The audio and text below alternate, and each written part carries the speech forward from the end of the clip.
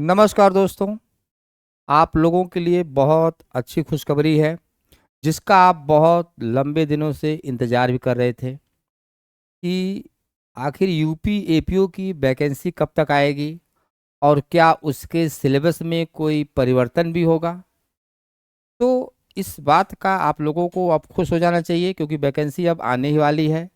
क्योंकि supreme court ने जब 3 साल का एक्सपीरियंस जब से लगा दिया है तो इसके नाते आपको इस वैकेंसी का आपको स्वागत करना चाहिए गोल्डन अपॉर्चुनिटी के रूप में। क्योंकि इस वैकेंसी के द्वारा आपको जो 3 साल का जो ये गैप है उसको आप फुल कर सकते हैं। क्योंकि जो नए लोग हैं, जो नए बच्चे हैं, उनके लिए भी बहुत ज़रूरी है और पुराने लोगों के लिए ज़रूरी है। क्योंकि वैकेंसी लगातार आने में अब डिले हो रहा था। डिले इसलिए हो रहा था क्योंकि यूपी पब्लिक सर्विस कमीशन ने इसका अभी नया सिलेबस लॉन्च नहीं किया था।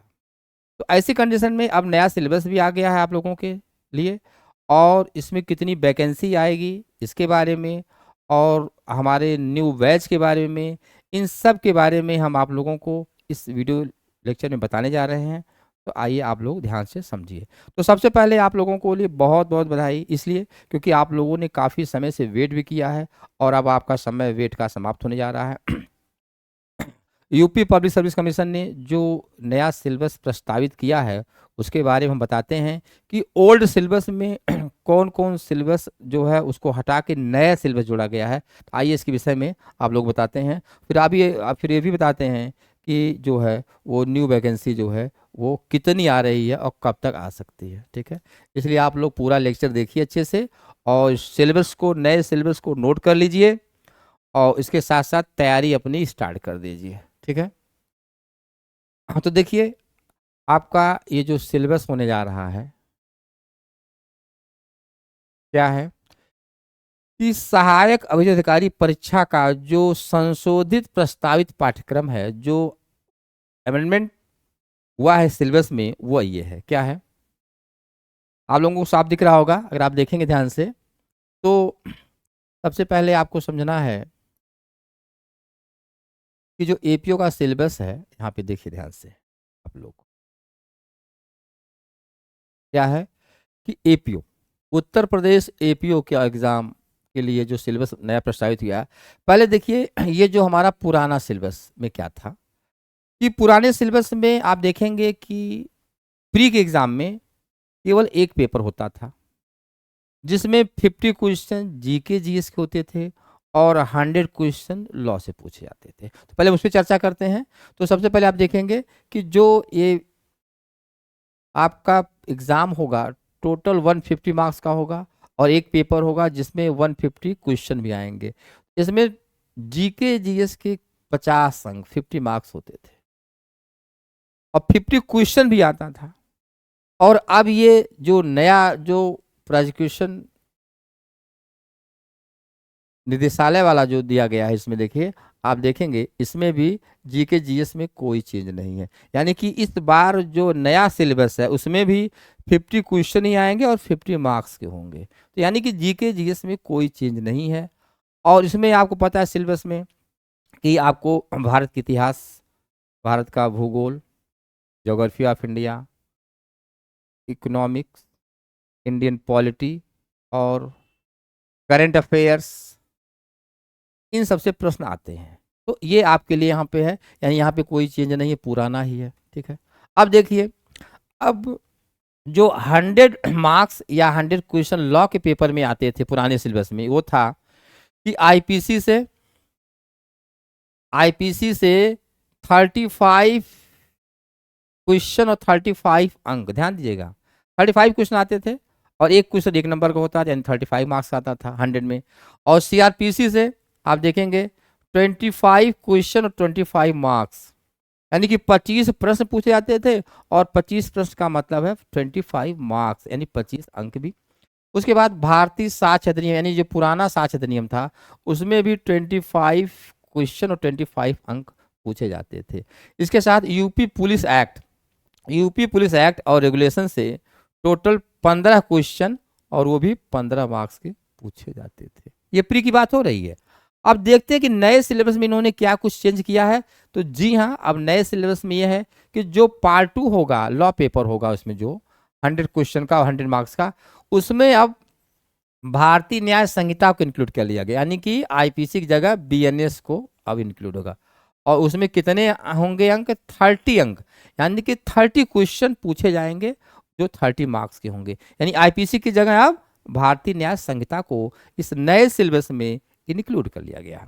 दूसरा, भारतीय नागरिक सुरक्षा संहिता, यानी कि बीएनएसएस, भारतीय नागरिक सुरक्षा संहिता, यानी जो सीआरपीसी था, अब जो नया बीएनएसएस बन गया है, उसमें टोटल 25 क्वेश्चन और ये 25 मार्क्स के पूछे जाएंगे। यानी एक क्वेश्चन 1 नंबर का होगा, तो 25 question is equal to 25 marks. ठीक है।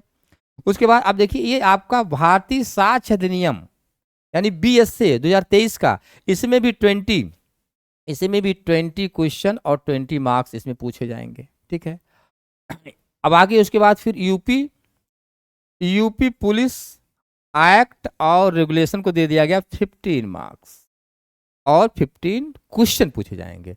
अब यहां इसमें एक चीज और जोड़ दिया गया है कि इंडियन कॉन्स्टिट्यूशन को भी जोड़ दिया गया है, जो कि हमारे पुराने एपीओ के सिलेबस में नहीं था। इस बात को आपको ध्यान देना है। अब यानी कि ये भारत का संविधान, कॉन्स्टिट्यूशन ऑफ इंडिया को 10 क्वेश्चन, 10 मार्क्स, यानी कि 10 क्वेश्चन भी इसमें अब पूछा जाएगा। तो इस तरह देखेंगे कि बीएनएस, भारतीय न्याय संहिता से 30 क्वेश्चन 30 क्वेश्चन 30 मार्क्स के, भारतीय नागरिक सुरक्षा संहिता से 25 क्वेश्चन 25 मार्क्स के, भारतीय साक्ष्य अधिनियम से 20 क्वेश्चन 25 मार्क्स के, और UP police act and regulation से 15 क्वेश्चन 15 मार्क्स के, और जो नया इसमें और जुड़ गया है वो है इंडियन कॉन्स्टिट्यूशन से 10 क्वेश्चन 10 मार्क्स के। अब टोटल ये आपके 100 क्वेश्चन और 100 मार्क्स के यहाँ पे हो गए। यानी कि अब आपको पुरानी आईपीसी, सीआरपीसी और एविडेंस की जगह नया बीएनएसएस और बीएसए पढ़ना है।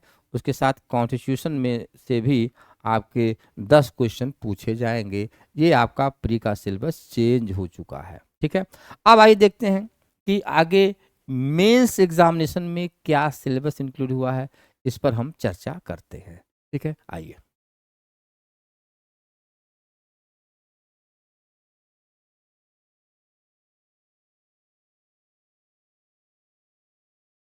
देखिए, मुख्य परीक्षा, अब देखिए यहाँ क्या है, ये मेन एग्जामिनेशन है।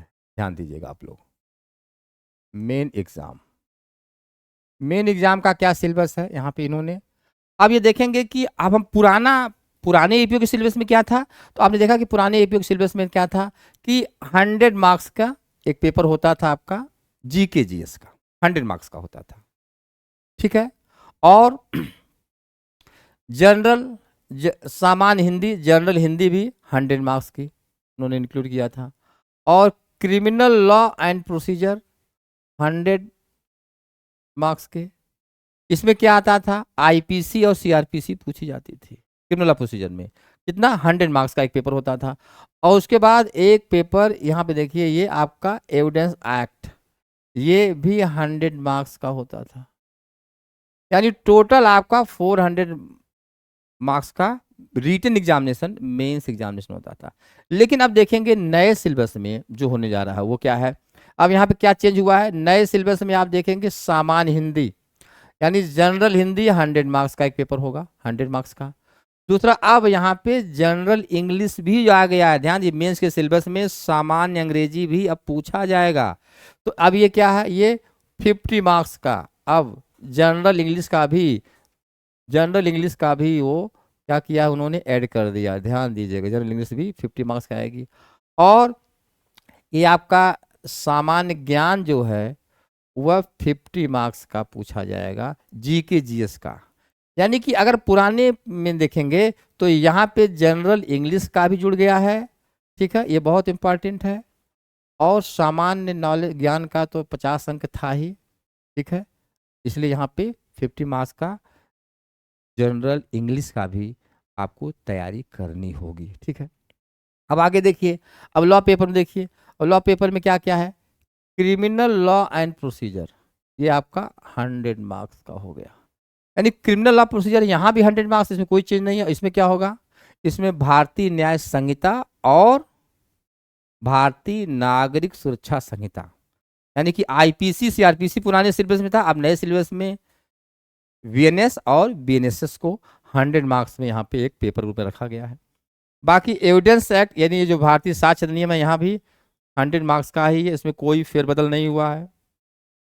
अब इसके साथ ही ध्यान देना है कि अदर लॉज भी रखे गए हैं, अदर लॉज भी रखे गए हैं। कितने में, 100 मार्क्स के में अदर लॉ भी पूछे जाएंगे।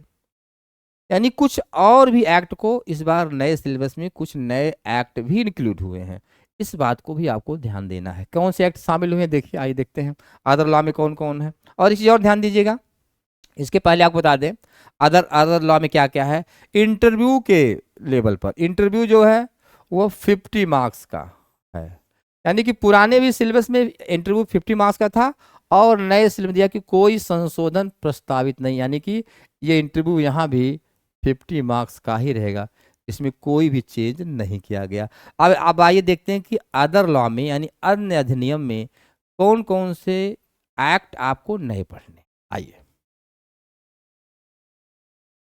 देखिए, अब यहाँ पे इन्होंने दिया है क्या कि मुख्य परीक्षा में एक नवीन प्रश्न पत्र, एक नया पेपर भी इंक्लूड हो गया है, न्यू पेपर, ध्यान दीजिए आप लोग, न्यू पेपर भी ऐड हो गया है जो 100 मार्क्स का होगा और जो अन्य अधिनियम के रूप में जाने जाएगा। उसमें क्या क्या पूछे जाएंगे, सबसे पहले देखिए आयुध अधिनियम यानी आर्म्स एक्ट, आर्म्स एक्ट के बारे में होगा। जो पॉक्सो एक्ट यानी लैंगिक अपराधों से बच्चों का संरक्षण अधिनियम 2012, इसी को पॉक्सो एक्ट बोलते हैं। उसके बाद डाहरी प्रोहिबिशन एक्ट, दहेज प्रतिषेध अधिनियम 1961 का भी इन्होंने सिलेबस में रखा है। उसके अलावा SC/ST एक्ट यानी कि अनुसूचित जाति और अनुसूचित जाति अत्याचार निवारण अधिनियम 1989 यानी कि SC/ST एक्ट 1989, और इसके साथ ही साथ भ्रष्टाचार निवारण अधिनियम प्रिवेंशन ऑफ करप्शन एक्ट को भी सिलेबस में शामिल किया गया है। भाई देखते हैं और भी कुछ एक्ट इसमें जुड़े हुए हैं।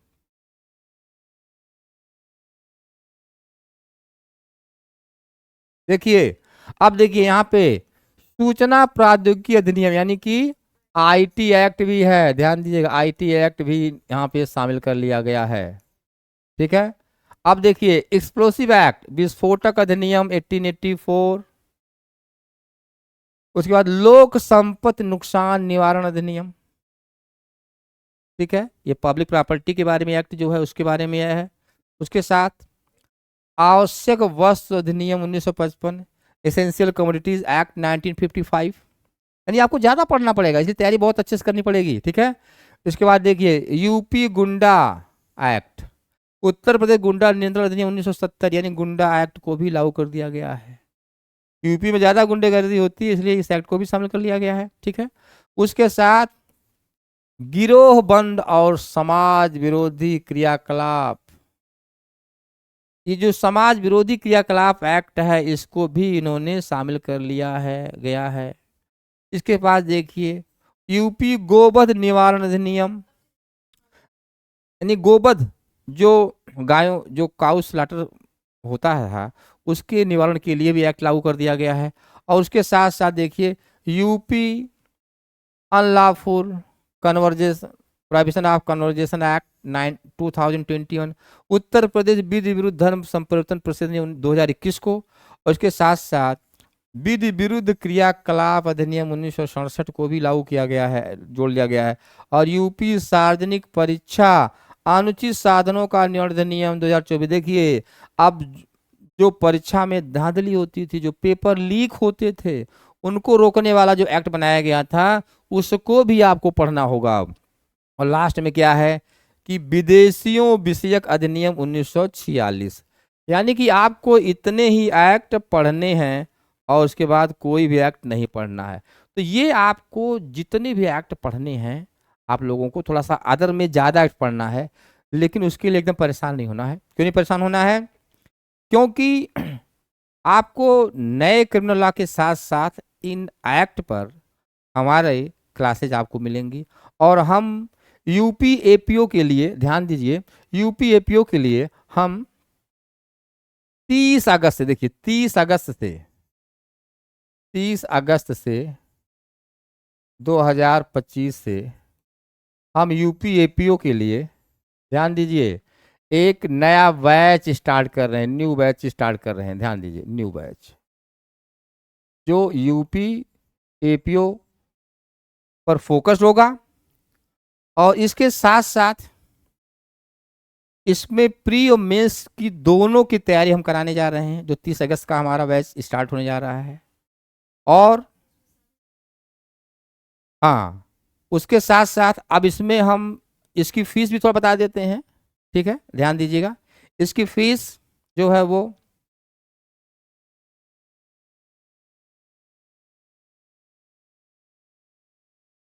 यानी कि इसकी फीस 12,000 रुपये है, जिसमें हम प्री और मेंस की तैयारी कराएंगे। इसके साथ साथ आपके लिए एक विशेष ऑफर है, वह है कि इसमें हम बिहार एपीओ भी आपको पढ़ाएंगे। यानी बिहार एपीओ का अगर वैकेंसी आती है तो आपको बिहार एपीओ के लिए कोई अलग से फीस नहीं ली जाएगी।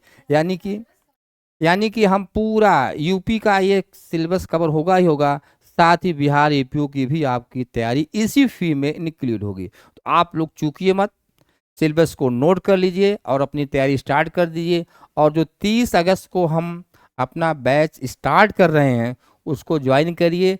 और यूपी के साथ साथ इसका, अब रही बात वैकेंसी कितनी आने वाली है, ये भी महत्वपूर्ण है।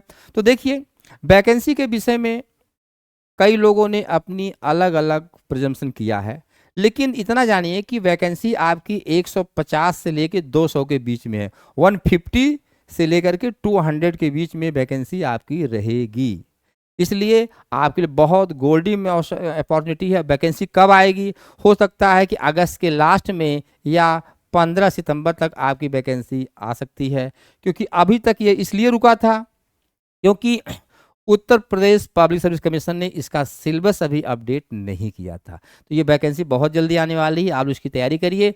और साथ ही साथ फिर बिहार एपीओ की भी वैकेंसी इसके बाद आ जाएगी। तो आपको इस बैच में दोनों फायदा होगा, एक साथ आप यूपी और बिहार दोनों की तैयारी जो है वो स्टार्ट कर सकते हैं। तो आप लोग, जो लोग इंटरेस्टेड हैं, आप देखेंगे हमारा जो है व्हाट्सअप नंबर जो है वो स्क्रीन पर चल रहा है।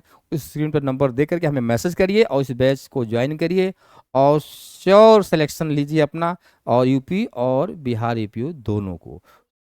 तो एक साधे सब सधे, सब साधे सब जाए। इसलिए एक बार यूपीओ तैयारी कर लीजिए, ताकि आपके जो जुडिशरी वैकेंसी के बीच में गैप आ रहा है, उन लोगों के लिए जिनको 3 साल अभी नहीं हुआ उनके लिए खास करके वैकेंसी बहुत इंपॉर्टेंट है।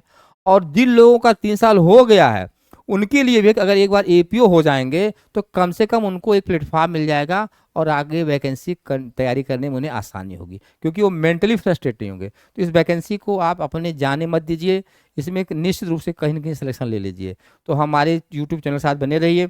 जो लोग हमारे चैनल से जुड़े हैं उसको, वो चैनल को सब्सक्राइब जरूर करें, क्योंकि हमारे पास सब्सक्रिप्शन ऑफर भी स्टार्ट होने वाला है कि जो लोग हमारे चैनल को सब्सक्राइब किए हैं उनके लिए हम अलग से लाइव क्लास भी स्टार्ट करेंगे। तो आप लोग चैनल सब्सक्राइब करते रहिए ताकि नए वीडियो से अपडेट होते रहिए। और बहुत जल्दी हम आपसे नए लेक्चर के साथ मिलेंगे। धन्यवाद।